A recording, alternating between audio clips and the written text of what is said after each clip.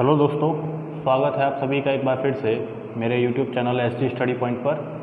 तो हमने पिछले लेक्चर में प्रोटीन कुपोषण और खनिज कुपोषण और मानव स्वास्थ्य के बारे में पढ़ा था, और आज हम इसके आगे मानव स्वास्थ्य के आगे जो अपना है रक्तचाप उसको पढ़ने वाले हैं, उसके बारे में जानकारी लेंगे। तो वीडियो शुरू करने से पहले एक बार आप वीडियो को लाइक, शेयर और सब्सक्राइब ज़रूर करें अपने फ्रेंड्स के साथ जो 10वीं बोर्ड की परीक्षाओं की तैयारी कर रहा है, ठीक है, आने वाले। तो आइए शुरू करते हैं। तो इससे पिछले लेक्चर में हमने प्रोटीन कुपोषण के बारे में पढ़ा था और खनिज कुपोषण। एक बार रिवाइज कर लेते हैं थोड़ा सा। प्रोटीन कुपोषण मैंने आपको क्या बताया था, वह होता है जिसमें क्या होती है, प्रोटीन की कमी होती है। जिसमें क्या होती है, प्रोटीन की कमी के कारण क्या होता है, शरीर कुपोषण का शिकार हो जाता है, उसे प्रोटीन कुपोषण कहते हैं। इसके द्वारा कौन सा रोग होता है, क्वाशियोरकर। कौन सा रोग होता है, क्वाशियोरकर रोग होता है, ठीक है। इसके लक्षण क्या है, बच्चे का पेट फूल जाता है, भूख कम लगती है, स्वभाव चिड़चिड़ा हो जाता है, ये इसके लक्षण थे। उसके बाद जो दूसरा आता है वो है मेरेमस रोग। मेरेमस क्या होता है, प्रोटीन के साथ पोषक तत्वों की कमी। प्रोटीन के साथ में पोषक तत्वों की जब कमी हो जाती है तो कौन सा रोग हो जाता है, मेरेमस हो जाता है। इसमें क्या होता है, आंखें जो होती है वो कांतिहीन होकर अंदर की तरफ धंस जाती है, अंदर की तरफ धंस जाएगी और शरीर कैसा हो जाएगा, दुर्बल हो जाएगा। तो दो रोग होते हैं प्रोटीन कुपोषण के कारण, एक होता है क्वाशियोरकर और एक होता है मेरेमस। क्वाशियोरकर प्रोटीन की कमी के कारण होता है और मेरेमस क्या होता है, प्रोटीन के साथ और दूसरे जो पोषक तत्व हैं उनकी कमी हो जाए तो कौन सा रोग हो जाएगा, मेरेमस रोग हो जाएगा। फिर अपन ने पढ़ा था खनिज कुपोषण। खनिज कुपोषण कौन कौन से खनिज होते हैं, जैसे नमक, लोहे तत्व, पोटेशियम, कैल्शियम, ये सब। कैल्शियम की कमी के कारण क्या होता है, हड्डियां कमजोर हो जाएगी, ठीक है। लोह तत्वों की कमी के कारण क्या हुआ, हीमोग्लोबिन जो बन रहा है शरीर में उसकी कमी हो जाएगी और जिसके कारण शरीर क्या हो जाता है, पीला पड़ जाता है, ठीक है। इसी तरह से थायराइड के कारण, थायराइड ग्रंथि नमक की कमी के कारण हो जाएगा। थायराइड में कौन सा, नमक के कारण क्या हो जाएगा, नमक की जब कमी हो जाएगी, सोडियम की जब कमी हो जाएगी शरीर में, तो गला जो है उसके अंदर कौन सा रोग हो जाएगा, गलगंड घेंगा रोग हो जाएगा, जो आपने पढ़ा भी होगा छोटी क्लासों में। गलगंड घेंगा रोग हो जाएगा, जो किसकी कमी के कारण होता है, सोडियम की कमी के कारण होता है। किसकी कमी के कारण होता है, सोडियम की कमी के कारण होता है थायराइड ग्रंथि में, ठीक है। उसके बाद अपन ने देखा था मानव स्वास्थ्य के बारे में। मानव स्वास्थ्य में अपन ने देखा कि भाई जल जो पानी पी रहे हैं हम, उस पानी का पीएच कितना होना चाहिए, 6.5 से 8.5 होना चाहिए। और पानी पीने योग्य जो है उसके गुण क्या क्या होने चाहिए, एक तो पीएच अच्छा होना चाहिए 6.5 से 8.5। 6.5 से कम हो जाएगा तो अम्लीय पानी हो जाएगा वो, ठीक है। ऑक्सीजन की पर्याप्त मात्रा होनी चाहिए। पानी शरीर की रोग प्रतिरोधक क्षमता को बढ़ाता है, उपापचयी क्रियाओं में शरीर की सहायता करता है। 8 से 10 गिलास पानी एक व्यक्ति को रोजाना पीना चाहिए। इसी तरह से दूषित जल अगर अपन पिएंगे, खराब जल पिएंगे तो उसके कारण क्या हो जाएगा, हैजा, जुकाम, बुखार वगैरह जो होते हैं उन रोगों से अपन क्या हो जाता है, अपना शरीर पीड़ित हो जाता है। तो ये अपन ने पिछले लेक्चर में पढ़ा था और आज हम पढ़ने जा रहे हैं वो है अपना रक्तचाप। एक मोटापा और ये था, और राजस्थान में कौन सा रोग होता है, बालू नारू रोग होता है वो।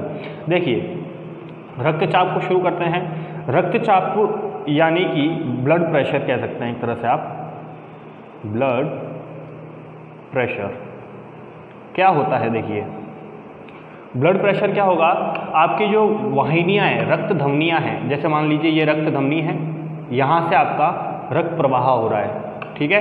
यहाँ से आपका क्या प्रवाह हो रहा है, रक्त प्रवाह हो रहा है।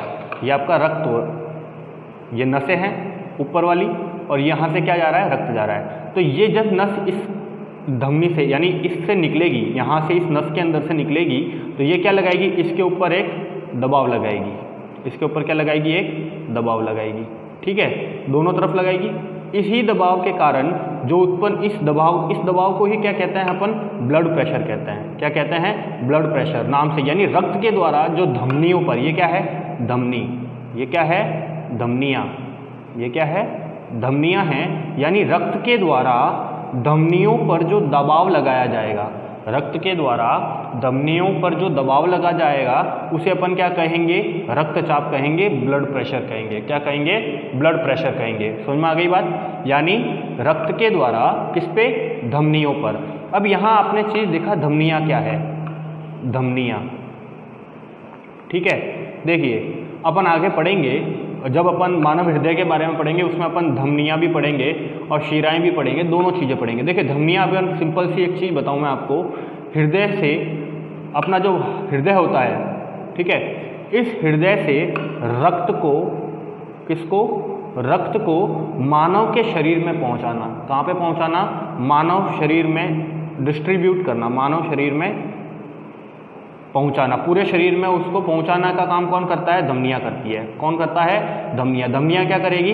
हृदय से खून को लेगी, रक्त को लेगी, और रक्त को लेने के बाद में मानव शरीर के विभिन्न विभिन्न अंगों तक पहुंचा देती है। वो क्या होती हैं? धमनियां होती हैं। क्या होती हैं? धमनियां। समझ में आ गया? सबसे पहले अपन ने क्या देखा? रक्तचाप। रक्तचाप क्या बताया मैंने आपको? ये जो धमनियां हैं, रक्त क्या करेगा? इन धमनियों पर दबाव लगाएगा, और इसी रक्त के द्वारा जो लगाए गए दबाव को ही अपन क्या कहते हैं? रक्त दबाव कहते हैं, रक्तचाप कहते हैं, ब्लड प्रेशर कहते हैं इसको। ठीक है, समझ में आ गई बात? कोई दिक्कत नहीं है। चलिए अब देखिए, रक्तचाप के कारण दो चीज़ें होती हैं। एक होता है सिस्टोलिक, एक होता है सिस्टोलिक, ठीक है, और एक होता है डायस्टोलिक। दो होते हैं। इन दोनों के द्वारा रक्तचाप को मापा जाता है किसी भी शरीर के अंदर। किसी भी शरीर के अंदर रक्तचाप को अभिव्यक्त यानी डिनोट किया जाएगा, मापा जाएगा। वो किसके द्वारा दिखा जाएगा? सिस्टोलिक और डायस्टोलिक। इन दोनों चीज़ों के द्वारा अपन देखते हैं। इन दोनों चीज़ों के द्वारा अपन क्या देखते हैं? रक्तचाप को देखते हैं किसी भी शरीर के अंदर, कि उसका रक्तचाप ज़्यादा है या कम है। इन दो चीज़ों के द्वारा देखा जाता है। किसके द्वारा? एक तो सिस्टोलिक के द्वारा और एक डायस्टोलिक। इन दोनों के द्वारा देखा जाता है। अब देखिए, सिस्टोलिक क्या होता है? सिस्टोलिक होता है उच्च रक्तचाप जो होता है, यानी उच्च रक्तचाप, और ये होता है निम्न। ये होता है निम्न। उच्च का मतलब ज़्यादा और निम्न का मतलब कम। देखिए, सिस्टोलिक के बारे में आपको और बताऊं मैं आपको। सिस्टोलिक, ठीक है, एक शरीर के अंदर जो हाईएस्ट सामान्य व्यक्ति जो होता है, उसका सिस्टोलिक कितना होना चाहिए? 90 से 120 मिलीमीटर के बराबर। कितना होना चाहिए? मिलीमीटर के बराबर। ये क्या होना चाहिए? उसका सिस्टोलिक होना चाहिए। और डायस्टोलिक कितना होना चाहिए? डायस्टोलिक,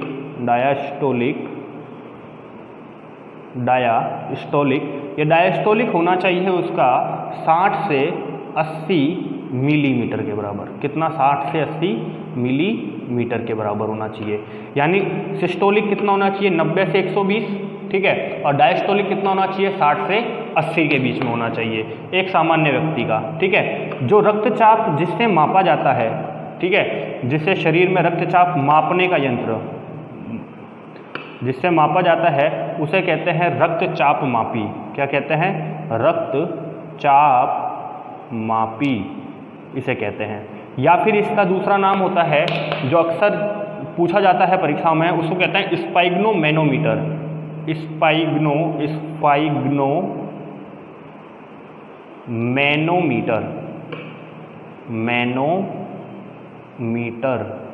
स्पाइग्नोमैनोमीटर भी इसको कहते हैं। इसके द्वारा क्या करेंगे? शरीर के अंदर किसको मापा जाता है? रक्तचाप को। और किससे बताया जाता है? सिस्टोलिक और डायस्टोलिक से। सिस्टोलिक कितना होना चाहिए? 90 से 120 मिलीमीटर के आसपास, और डायस्टोलिक कितना होना चाहिए? 60 से 80। देखिए, 120 से अगर ज़्यादा हो जाता है, ठीक है, तो उसको क्या हो जाता है? हाई ब्लड प्रेशर कह सकते हैं अपन। उसे क्या कहते हैं अपन? हाई ब्लड प्रेशर कहते हैं, ठीक है। और अगर उससे कम हो जाए, यानी किससे कम? 80 से कम हो जाए, जब 80 से कम हो जाता है तो अपन क्या कहते हैं? लो ब्लड प्रेशर कहते हैं। यानी लो, उसका जो कहते हैं ना कि भाई इसका बीपी हाई हो गया, इसका बीपी कम हो गया। तो बीपी हाई होने का मतलब क्या है? उसका सिस्टोलिक यानी ब्लड प्रेशर कितना हो गया? 120 से ज़्यादा हो गया। और लो का मतलब क्या है? उसका ब्लड प्रेशर कितना हो गया? 80 से कम हो गया। ठीक है, तो ये दो चीज़ें आपको याद रखनी है। इसके बाद में दो चीज़ें होती हैं, ठीक है, निम्न रक्तचाप और एक होता है उच्च रक्तचाप। निम्न रक्तचाप का मतलब क्या होता है कि जब व्यक्ति के शरीर में कितना कम हो जाए? रक्तचाप की मात्रा किससे कम हो जाए? 80 से कम हो जाए। किससे कम हो जाए? 80 से। यानी कि ये जो नसें हैं, धमनियाँ जो हैं, इनों में रक्त का प्रवाह क्या हो जाए? कम हो जाए। रक्त का प्रवाह क्या हो जाता है? कम हो जाता है। उसे क्या कहते हैं? निम्न रक्तचाप कहते हैं। और जब रक्त का प्रवाह बहुत ज़्यादा हो जाता है, अधिक हो जाता है, तो उसे क्या कहते हैं? उच्च रक्त प्रवाह कहते हैं। क्या कहते हैं? उच्च रक्त प्रवाह कहते हैं। यानी ये भी कह सकते हो कि जब दाब कम लगाए। क्या कह सकते हैं? जब दाब कम लगेगा तो उसको क्या कहेंगे? निम्न रक्तचाप। और जब दाब ज़्यादा लगेगा उसे क्या कहेंगे?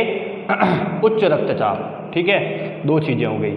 चलिए, इसके बाद अपन पढ़ेंगे नशीले पदार्थों के बारे में। तो ये अपने जो मानव स्वास्थ्य के 3-4 पॉइंट्स थे कि पानी कैसा पिए, मोटापे से क्या नुकसान है शरीर के लिए, रक्तचाप क्या होता है उसके बारे में अपन ने पढ़ा अभी तक। ठीक है, चलिए अब अपन पढ़ेंगे नशीले पदार्थों के बारे में। किसके बारे में? नशीले पदार्थ के बारे में। देखिए नशीले पदार्थ के बारे में अपन पढ़ेंगे यहाँ पे। हाँ, तो नशीले पदार्थ में अपन देखेंगे, नशीले पदार्थ आप जानते ही हैं, जो भी अपन जैसे दारू, गुटखा वगैरह जो ये होते हैं नशीले पदार्थ होते हैं, अफीम हो गई, ठीक है, इन सब चीज़ों का सेवन जब अपन करते हैं, हम लोग करते हैं, तो हमारे शरीर में क्या हो जाता है कि उसको शरीर जो होता है उसको सही से डाइजेस्ट नहीं कर पाता, या फिर ये कहेंगे आप कि उनकी वजह से शरीर में एक जहरीला पदार्थ बन जाए, विषैला पदार्थ बन जाता है, जिसका सीधा प्रभाव अपने यकृत पे पड़ता है, सीधा प्रभाव, जिसके कारण कुछ समय के बाद में अपने शरीर के अंदर अलग अलग प्रकार की बीमारियां उत्पन्न हो जाती है, जैसे कैंसर हो गया या फिर कोई भी ऐसी बीमारियां जिसके कारण शरीर अच्छे से उसको नहीं झेल पाए, और लास्ट में क्या होता है, उस व्यक्ति की मृत्यु हो जाती है अधिक सेवन के कारण। देखिए नशीले पदार्थ कौन कौन से होते हैं, जैसे गुटखा हो गया, ठीक है, अफीम हो गया, या फिर अपन बात करें मदिरा हो गया, मदिरा मतलब शराब हो गई, अल्कोहल, ठीक है, मदिरा के बाद में तंबाकू हो गया। तो ये 4-5 नशीले पदार्थ हैं जिनके बारे में अपन यहाँ पर पढ़ेंगे। ठीक है, सबसे पहले अपन देखते हैं गुटखा। देखिए गुटखा क्या होता है, जैसे आप सब जानते हैं आजकल बहुत सारे लोग हैं जो गुटखा खाते हैं, जिसके कारण क्या होता है, उनका जो जबड़ा होता है, शरीर मुंह का जबड़ा होता है, वो क्या हो जाता है, सिकुड़ जाता है, टाइट हो जाता है, जिसके कारण क्या होता है, उसका जबड़ा पूरी तरह से नहीं खुल पाता। जब पूरी तरह से जबड़ा नहीं खुल पाएगा तो क्या हो गया, उसके जो उसकी कोशिकाएं हैं शरीर की, यानी मुंह की जो कोशिकाएं हैं वो सही से नहीं खुल पाती है, और ऐसा किसके कारण होता है, सबम्यूकस फाइब्रोसिस रोग के कारण होता है। ठीक है, और बाद में उसके मुंह के अंदर एक गांठ बन जाती है, उस रोग के कारण बाद में उसके मुंह में क्या बन जाती है, गांठ बन जाती है, और धीरे धीरे वो गांठ किसका रूप ले लेती है, कैंसर का रूप ले लेती है। किसका रूप ले लेती है, कैंसर का रूप ले लेती है। ठीक है, इसी तरह से अफीम होता है, मदिरा, इन सब की एक बार अगर शरीर को लत लग गई तो फिर उसको छुड़ा पाना बहुत मुश्किल होता है। ये अपन लोग जो भी नशीले पदार्थ का सेवन करते हैं, उनको शुरू में बहुत अच्छा लगता है, लेकिन बाद में वही रोग उनके लिए बहुत मुश्किल हो जाता है उस चीज़ से सहन कर पाना, उससे लड़ पाना। तो सबसे पहले अपन पढ़ेंगे गुटखा के बारे में। गुटखे से क्या होता है, देखिए गुटखा क्या होता है, सुपारी के टुकड़े, कत्था, चूना या धातु के वर्क और कुछ प्रकार से तंबाकू, इन सब का मिक्सचर करके एक पदार्थ तैयार किया जाता है, जिसे क्या कहते हैं, गुटखा कहते हैं। जिसे क्या कहते हैं, गुटखा।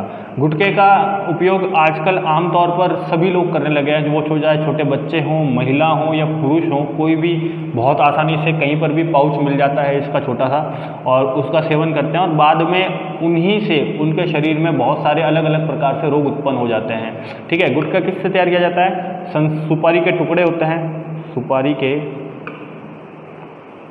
टुकड़ों, चूना, कत्था, तंबाकू आदि का मिश्रण होता है। ये किसका मिश्रण होता है, इन सभी का क्या होता है, ये मिश्रण होता है, जिससे क्या तैयार किया जाता है, गुटखा तैयार किया जाता है। और सिंपल सी किसी भी दुकान पर या कहीं पर भी बहुत आसानी से उपलब्ध हो जाता है, और जिसके सेवन से मुंह के अंदर अलग अलग प्रकार के रोग हो जाते हैं। ठीक है, जो मेन रोग होता है, रोग कौन सा हो जाता है, जिसके कारण सबम्यूकस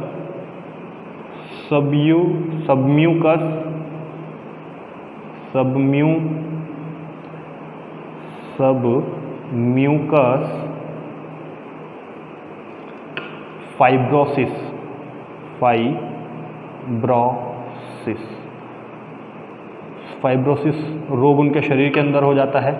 इस रोग के कारण क्या होता है कि उनका जो जबड़ा होता है, मुंह का जबड़ा जो होता है, वो सही से नहीं खुल पाता है, कठोर हो जाती है, उसकी मांसपेशियां कैसी हो जाती है, कठोर हो जाती है, जिससे पूर्ण रूप से उसका मुंह नहीं खुल पाता। आपने देखा भी होगा, जो व्यक्ति लंबे समय से गुटखे का सेवन कर रहा है, उसका मुंह पूरा नहीं खुल पाता है, आधा ही रहता है। ठीक है, तो जो मेन चीज़ यहाँ पर याद रखनी है वो ये है कि गुटखे के कारण कौन सा रोग होता है, सबम्यूकस फाइब्रोसिस रोग होता है, जिसके कारण मुंह का जबड़ा पूर्ण रूप से नहीं खुल पाता है। ठीक है, ये याद रखना है आपको। इसके बाद में आता है तंबाकू। क्या आता है, तंबाकू के बारे में पढ़ते हैं।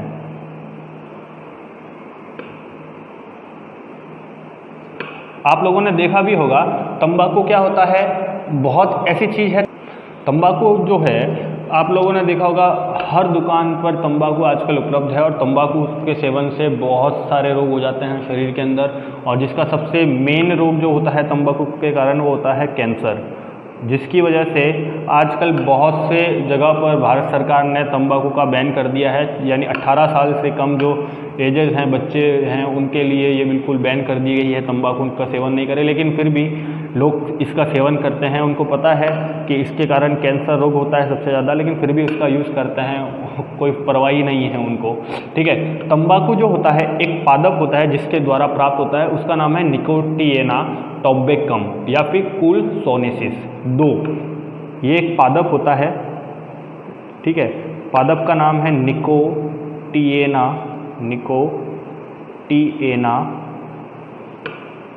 टोबैकम, ये उसका रासायनिक नाम है टोबैकम, या फिर कुलसोलेनेसी। इन पादपों से क्या प्राप्त किया जाता है, तंबाकू प्राप्त किया जाता है। क्या प्राप्त किया जाता है, तंबाकू प्राप्त किया जाता है, जिसमें निकोटीन एल्कोइड पाया जाता है। कौन सा एल्कोइड, ये एल्कोइड होता है निकोटीन एल्कोइड पाया जाता है, निकोटीन एल्कोइड पाया जाता है, जो इसकी मात्रा कितनी होती है, 1 से 8%। कितनी होती है, 1 से 8% इसकी मात्रा होती है, किसकी, निकोटीन एल्कोइड की। बहुत बार परीक्षाओं में ये प्रश्न पूछा गया है, तंबाकू के अंदर कौन सा एल्कोहल पाया जाता है, तो वो कौन सा एल्कोइड होता है, निकोटीन एल्कोइड होता है। ये याद रखेंगे आप, निकोटीन एल्कोइड।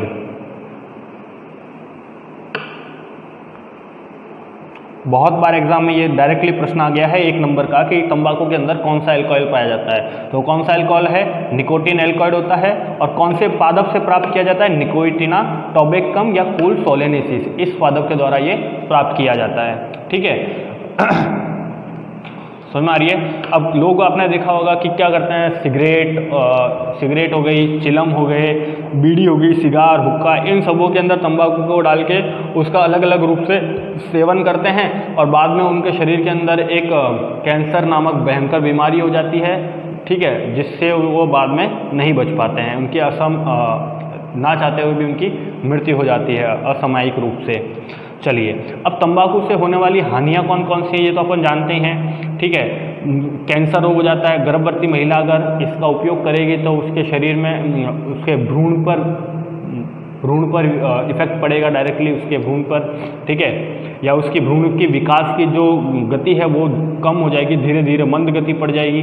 ठीक है, इससे जो सिगरेट के धुएं से जो कार्बन मोनोऑक्साइड जो निकलता है वो रुधिर कणिकाओं पे इफेक्ट करता है आपके सीधे, और रुधिर कणिकाओं पे इफेक्ट करेगा तो क्या होगी, शरीर में जो रुधिर के अंदर जो ऑक्सीजन की परिवहन क्षमता है, जो शरीर को रुधिर के द्वारा ऑक्सीजन मिलता है उसमें क्या हो जाएगी, कमी हो जाएगी। ठीक है, ये सब इसकी हानियाँ होती हैं, डायरेक्टली लिख सकते हैं, कोई बड़ी बात नहीं है इन चीज़ों में। ठीक है ना। इसके बाद में जो आता है, तंबाकू के बाद में जो आती है वो है अफीम। क्या है, मदिरा है, अफीम देख लीजिए। चलिए पहले अफीम देखिए, अफीम की क्या किया जाती है, खेती की जाती है, बहुत बड़े पैमाने पर अफीम की खेती की जाती है। अफीम भी एक पादप से प्राप्त किया जाता है, पेड़ से प्राप्त होता है। उसका नाम है पेपेवर सोमनीफेरम। क्या नाम है, पेपेवर सोमनीफेरम, ये उसके पादप का नाम है। बहुत बार एग्जाम में ये डायरेक्टली पूछा गया है, अफीम कौन से पादप से प्राप्त किया जाता है, उसका रासायनिक नाम क्या है, तो उसका रासायनिक नाम है पेपेवर सोमनीफेरम। ये याद रखना है आपको, इंपॉर्टेंट है ये, डायरेक्टली एग्जाम में बहुत बार एग्जाम में पूछा गया है अफीम के पादप का कौन सा क्या नाम है, तो उसका नाम क्या है, पेपेवर सोमनीफेरम। इसकी जो पत्तियाँ होती हैं उनको सुखाकर इसको प्राप्त किया जाता है। और दूध में लगभग 30 प्रकार के एल्कोइड पाए जाते हैं। किसके अंदर, दूध के अंदर। दूध जो होता है, ठीक है, इसके द्वारा जो इसकी जो पत्तियां रहेगी उसको सुखाएंगे, सुखाने के बाद में जो दूध निकलेगा, सुखाने के बाद जो दूध निकलता है उसके अंदर, ठीक है ना, दूध में कितने प्रकार के, 30 प्रकार के एल्कोइड पाए जाते हैं। एल्कोइड 30 प्रकार के एल्कोहॉइड पाए जाते हैं दूध के अंदर, जिसमें से जो मेन चीज होता है, जो मेन है वो है मॉर्फिन और कोडीन, ये दो, जिसमें से मेन कौन से हैं, मॉर्फिन और कोडीन। ये दोनों जो है वो दवा के रूप में उपयोग किया जाता है। किसके रूप में उपयोग करते हैं, दवा के रूप में, दवाई के रूप में, दवाई के अंदर इसका उपयोग किया जाता है, रूप में, दवा के रूप में इसका उपयोग किया जाता है। ठीक है, दवाई जो होती है उसमें इनका उपयोग किया जाता है मेडिसिन में। कौन कौन से, मॉर्फिन और कोडीन। इसी की वजह से अफीम की खेती करते हैं, इसी की वजह से क्या की जाती है, अफीम की खेती की जाती है। हम लोगों को पता है कि अफीम अगर इतना इफेक्ट करता है तो खेती क्यों की जाए, उसका मेन कारण क्या है, इन दो के कारण, दो ये जो हैं एल्कोहॉइड, इनके कारण, क्योंकि इनकी वजह से इनका उपयोग किसमें, भरपूर मात्रा में दवाई को बनाने के लिए किया जाता है। ठीक है, कई ग्रामीण इलाके हैं जहाँ पर अफीम को एक प्रथा यानी कुछ भी फंक्शन वगैरह जो होता है उसके रूप में भी इसका डायरेक्ट उपयोग किया जाता है। ठीक है, प्रथा होती है वहाँ पर एक ही अफीम को लेने की, या फिर लोग जो होते हैं अफीम की पत्तियों को गर्म करके उनका रस पीते हैं। ये सब नशीली चीज़ें हैं जिसका बाद में उसको लत लग जाती है और बहुत मुश्किल होता है इस सबको छुड़ा पाना। ठीक है, तो मेन चीज़ अफीम में क्या है, एक तो पादप का नाम याद रखेंगे आप, जिसका नाम क्या है, पेपेवर सोम्निफेरम। ये कच्चे फल होता है, इसको सुखा के जो दूध निकलता है उस दूध में कितने प्रकार के एल्कोहॉइड पाए जाते हैं, 30 प्रकार के, जिसमें मेन कौन कौन से हैं, मॉर्फिन और कोडीन। इन दोनों के कारण ही अब हम लोग क्या करते हैं, अफीम की खेती करते हैं, और जिसका उपयोग किसके रूप में किया जाता है, दवाई के रूप में। किसके रूप में किया जाता है, दवाई के रूप में, दवा बनाने के लिए। ठीक है, उसके बाद आता है मदिरा। क्या आता है, मदिरा यानी शराब, शराब भी कहते हैं इसे। ठीक है, अल्कोहल। देखिए, अल्कोहल का रासायनिक सूत्र जो होता है वो होता है C2H2OH, C2H2OH। इसका दूसरा नाम है एथिल अल्कोहल। क्या नाम है, एथिल अल्कोहल, इसका नाम है एथिल अल्कोहल, इसका नाम होता है। C2OH का नाम क्या है, एथिल अल्कोहल। मदिरा, इसी से मदिरा तैयार की जाती है, इसी से क्या किया जाता है, मदिरा तैयार की जाती है। देखिए, मदिरा यानी शराब का निरंतर अगर आप उपयोग करते रहेंगे या निरंतर अगर उसको यूज़ करते रहेंगे, लेते रहेंगे, तो शरीर पर एक समय के बाद में क्या होगा, उसके दुष्प्रभाव सामने आना शुरू हो जाएंगे। ठीक है, ये क्या करता है, यकृत में जो अल्कोहल जाता है, अल्कोहल जो होता है, यकृत क्या करेगा, यकृत इस अल्कोहल को किस में कन्वर्ट कर देगा, कन्वर्ट कर देगा इसको एसिटिल्डिहाइड में। इसमें एसिटिल्डिहाइड, एक सेकेंड, एसिटिल्डिहाइड, इसके अंदर वो क्या कर देता है, इसको कन्वर्ट कर देता है। ठीक है, जो क्या है, एक विषैला पदार्थ है। ये क्या है, एक विषैला पदार्थ है, जिससे आपके शरीर पर डायरेक्ट इफेक्ट पड़ता है और आपके किडनी पर भी इफेक्ट पड़ता है, जिससे आपके शरीर में कैंसर की गांठ बन जाती है। आपने देखा होगा शराब की ज़्यादा उपयोग करने से कैंसर की गांठ पड़ जाती है। फिर दूसरी चीज़ इसके कारण क्या होता है, स्मरण क्षमता, याददाश्त कमज़ोर हो जाती है। स्मरण क्षमता कमज़ोर होना, याददाश्त उसकी क्या हो जाती है, कमज़ोर हो जाती है। ठीक है, अल्कोहल के निरंतर सेवन के कारण। दूसरी चीज़ आप कहेंगे कि उसकी आर्थिक स्थितियाँ कमज़ोर हो जाती है, वो सब चीज़ों को बेच देता है अपने घर से शराब के कारण। ठीक है, मतलब किसी भी हालत में उसे शराब चाहिए पीने के लिए, तो वो कुछ भी कर सकता है। ये सब उसके दुष्प्रभाव होते हैं उसके सामान्य से देखने की, जैसे अब पी लिया तो उसको होश नहीं रहता है, उसके सुध बुध सब भूल जाता है वो अपनी, और बाद में ये अगर उस दारू पीकर या शराब पीकर वो अगर ड्राइविंग कर रहा है तो क्या होगा, एक दुर्घटना होने की संभावनाएं भी बढ़ जाती है। उसके ऊपर, अपने शरीर के ऊपर कंट्रोल नहीं रहता है उस समय। ठीक है ना, समझ में आ रही है बात। तो यहाँ पर अपन ने 3 से 4 चीज़ों के बारे में पढ़ा। एक गुटखे के बारे में पढ़ा, अफीम के बारे में पढ़ा, तंबाकू के बारे में पढ़ा और मदिरा के बारे में पढ़ा। इन 4 चीज़ों के बारे में पढ़ा है। इसके बाद में अलग अलग प्रकार के जो अपने पास में जो सेवन करने के लिए होते हैं नशीले पदार्थ, जिनसे शरीर पर डायरेक्ट इफेक्ट पड़ता है, जैसे चरस, गांजा, कोकीन वगैरह, और ये सब जो होते हैं ये डायरेक्टली अपने शरीर को इफेक्ट करते हैं। ठीक है, इनका सेवन करने से जितना अपन बच सकते हैं, हम लोग बच सकते हैं, उतना ही हमारे शरीर के लिए फ़ायदा है, हमारे परिवार के लिए फ़ायदा है। वरना एक समय ऐसा आएगा कि हमारे शरीर पर इन चीज़ों की बुरे प्रभाव देखने को मिलेंगे और लास्ट में हमारी असामयिक मृत्यु हो जाएगी और पता भी नहीं चलेगा, ठीक है ना। तो और इस साथ साथ हम लोग इससे अपने परिवार को भी डायरेक्टली इफेक्ट करते हैं, ठीक है। चलिए, इसके बाद में जो आजकल दवाई का दुरुपयोग हो रहा है, यानी कुछ दवाइयाँ ऐसी हैं जिनका उपयोग करके अपन एक नशे के रूप में कर रहे हैं, या बच्चे जो होते हैं वो निरंतर नशे के रूप में उसका उपयोग करते रहते हैं। जैसे आप देखोगे कि खांसी की जो दवाई होती है वो उसमें अल्कोहल होता है, अधिक मात्रा में अल्कोहल होता है, ठीक है। अल्कोहल से खांसी भी सही भी होती है, लेकिन उसका अधिक उपयोग करने के कारण शरीर में उसके भी दुष्प्रभाव देखने को मिलते हैं। तो कुछ है ऐसी चीज़ें, यानी कुछ दवाइयाँ भी ऐसी है जिनके दुरुपयोग के कारण शरीर में क्या हो रहा है, अलग अलग प्रकार से रोग फैल जाते हैं, ठीक है ना। इसके आगे हम अगले लेक्चर में पढ़ेंगे। अगले लेक्चर में हम खाद्य पदार्थों में कौन कौन से मिलावट हो रही है, उसके कारण शरीर पर क्या दुष्प्रभाव पड़ रहे हैं, उसके बारे में पढ़ेंगे। तो नेक्स्ट लेक्चर में अपन पढ़ेंगे खाद्य पदार्थों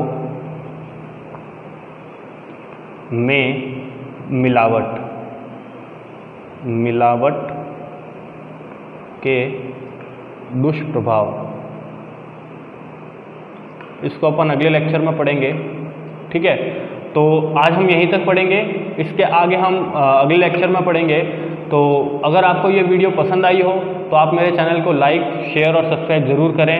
आपका अगर कोई भी डाउट है तो आप चैनल पे इस वीडियो के डिस्क्रिप्शन में जो नंबर दिए हुए हैं व्हाट्सएप के, उस पर आप व्हाट्सएप कर सकते हैं। आपके कैसे भी डाउट्स को सॉल्व किया जाएगा। और ज़्यादा से ज़्यादा इस वीडियो को शेयर करें अपने फ्रेंड्स के साथ जो 10th बोर्ड की प्रिपरेशन कर रहे हैं, ताकि उनकी प्रिपरेशन अच्छे से हो सके और साथ में वो भी एक अच्छे मार्क्स को अचीव कर सकें, ठीक है। तो वीडियो को लाइक, शेयर और सब्सक्राइब जरूर करें। Thank you so much. अगले लेक्चर में मिलते हैं हम लोग।